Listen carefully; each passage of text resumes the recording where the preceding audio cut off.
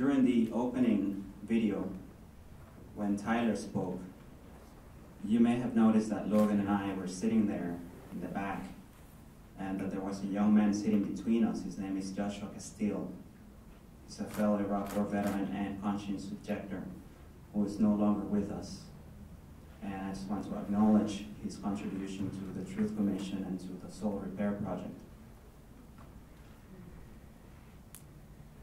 In 2004, I publicly declared myself a conscience objector and refused to go back to my unit in Iraq. And I became the first combat veteran to publicly speak out against the war and refused to go back to it on moral grounds. But even though my initial opposition to the war was political, I stand here today to talk to you about my experience as a moral being, not as a political activist. Because I believe that the way that war can change an individual does not change depending on the political context of his time or her time.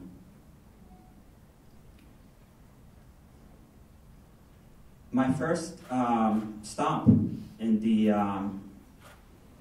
the war was not in Iraq, it was in Jordan. This was in early March of 2003. And at the unit level, there was no clarity as to whether we would, in fact, invade Iraq, because there was tremendous public opposition and there was no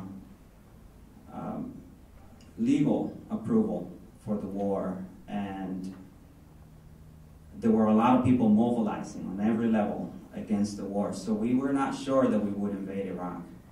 And I remember that in my unit, which is an infantry unit, or was an infantry unit, a lot of people were saying jokingly, give war a chance, give war a chance. I remember one time during guard duty, I wrote up a sign that said, give peace a chance. And I unfolded it and had one of my squad members take a picture of it, as if I was committing an act of rebellion. Because deep inside I did not believe in the war, and I felt a need to leave something behind to the effect that I had been against the war for my daughter. Since I did not know if I would return home or not, I wanted there to be a message that I had not been for the war. And so I had that picture taken. My father is a seminary dropout. He was going to be a Catholic priest, and he had a near-death experience and changed his mind and became a musician instead. Thank God for that. But he remained close to the church, to the People's Church. He became a voice within the liberation theology movement that helped the Sandinistas overthrow the 40-year Somoza dynasty in Nicaragua. And because of that, perhaps because of that, I attended Jesuit schools in Nicaragua for the 10 years that I grew up there. But even though I was going to church and being brought up in the Catholic tradition of the Jesuits, it wasn't until I found myself in Iraq in such close proximity to death that I became a person of faith. When I no longer commended my body and soul to politicians or generals or political activists who were opposing the war at home, I began to realize that my only salvation was in giving myself to God. And the first way in which that was manifested was a prayer to be able to see my daughter one last time if I was killed in the war. For that just one opportunity to say goodbye to her and to tell her that I had not been in favor of that war or any war. And pretty soon I realized that it wasn't just my daughter that I wanted to speak with, but I also wanted to speak with my mother and my family, who were in a great deal of pain and anguish over my participation in the war. And then that prayer extended to the families of the soldiers who were serving with me. And pretty soon I was also praying for the families of the people we were fighting in Iraq. And then to the people we were fighting, not just their families. And then I began praying for our leaders and the leaders of the resistance so that there would be an end to the killing. And I started praying for peace. Because my mom was an atheist, I was never baptized, even though my father was a seminary dropout and I grew up in the Catholic Church. And one time the chaplain offered for people who had not been baptized to be baptized in the Euphrates, which was a pretty dangerous offer given the high incidence of IED attacks. Getting on a truck was not a fun decision to make at that time, but I figured God would not kill me on my way to being baptized in the Euphrates. So I got on the truck and I rode to the Euphrates and I was baptized there.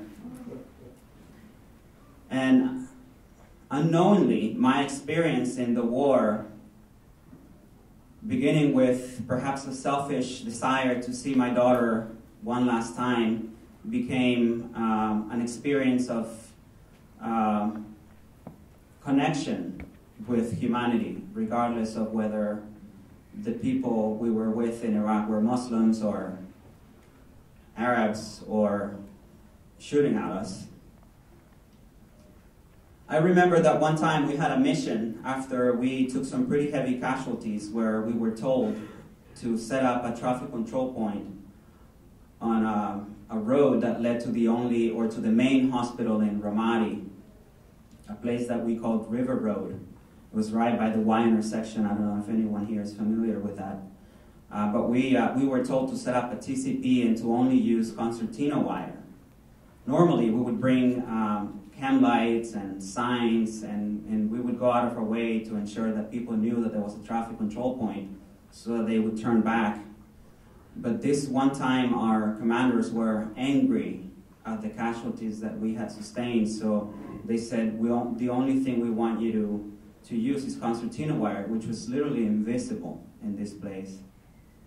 So I told my soldiers what the directive had been, and I told them that we had been ordered to open fire on anyone who reached the wire, which may well have been a family on its way to the hospital, or somebody sick, or any number of situations.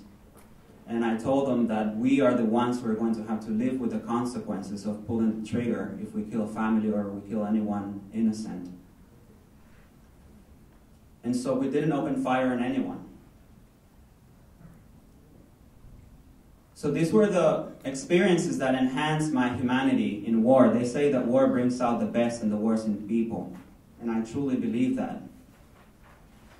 But I also want to tell you about the first mission we had upon arrival in Iraq, which was at this place called Al-Assad, an old Iraqi Air Force base, in which one of the bunkers had been, jet bunkers had been turned into an improvised detention camp for POWs, Iraqi POWs. And our mission there amounted to psychological torture in order to, quote unquote, soften up the prisoners for interrogation. And so we deprived them of sleep, we deprived them of light, we deprived them of a sense of space, we deprived them of a sense of time. And we used loud noises to create the impression that people were about to be executed through grenades or explosives. We performed mock executions on the detainees who would not follow our commands. I remember this mission really began to change. This was my first mission in Iraq, and it really began to change my opposition from being political to being heartfelt and moral.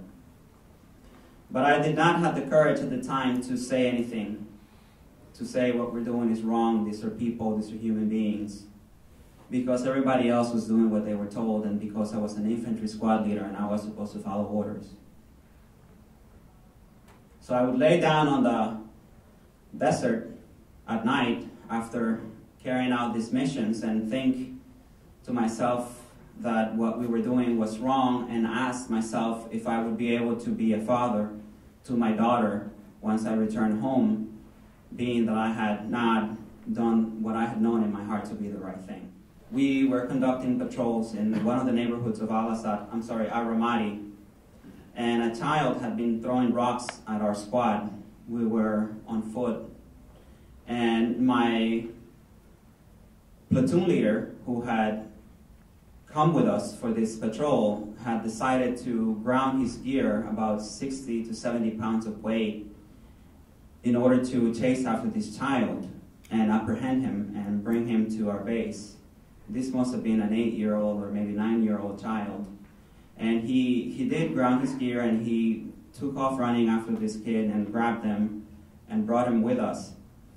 And as we were getting ready to leave, a crowd was forming. The people from the neighborhood who were witnessing how we were taking this child for having thrown rocks at our squad. And as we were on our way back to the base, this man, this old Iraqi man, rushed to where we were and started pleading with our platoon leader to leave the child. And my platoon leader began to explain in sign language that he had thrown rocks at us and that he had to come to our base. And the Iraqi man, not knowing what to do, slapped the kid in the face. And my platoon leader showed satisfaction at this, but not enough. So we got ready to leave again, and then the man again hit the child, and my platoon leader was not satisfied. And to make a long story short, this developed into a public beating of a child by an old Iraqi man who was crying because he was delivering this beating to this Iraqi child in front of his entire community. So it wasn't just that we were brutalizing the people we were interacting with, but also that we were making Iraqis brutalize themselves.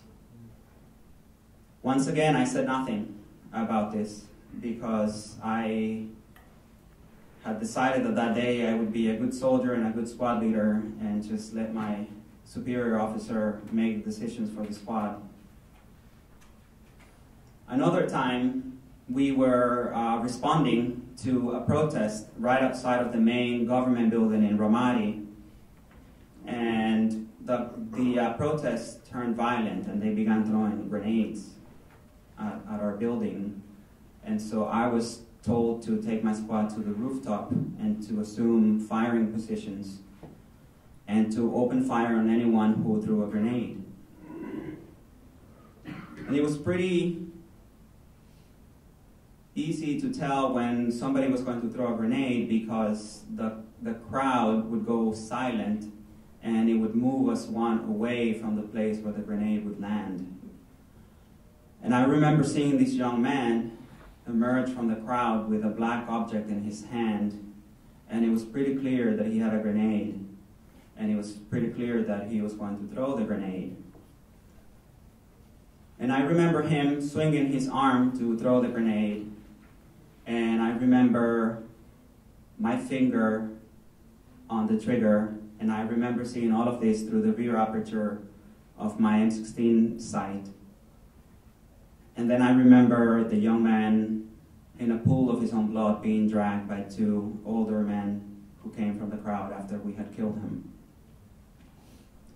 I went into a room after that incident and counted the amount of bullets in my magazine, and I counted 11 bullets. I had fired 11 bullets at this young man and had no recollection of it. My mind immediately erased the whole thing. I remember feeling like something had changed within me. It was this infinite sense of sadness that could never be filled. I tell you all this because I believe that I wrote in my conscientious objector application as a Catholic, I quoted the Second Vatican Council, where it states that moral conscience is the place where man meets with God. This is the place where we are told to embrace this and to reject that. And I believe that to the extent that we listen to that voice and to the extent that we follow that conscience, we either enhance our humanity or we injure our soul. And so I came home with an injured soul. I came home with an enhanced sense of humanity, but also with an injured soul.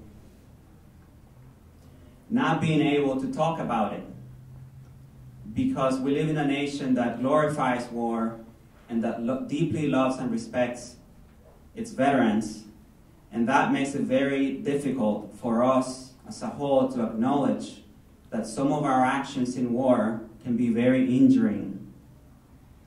And I think the work of the Truth Commission and of the Soul Repair Center have begun to address that question, to bring up the issue that there are things that we do as veterans that injure our souls.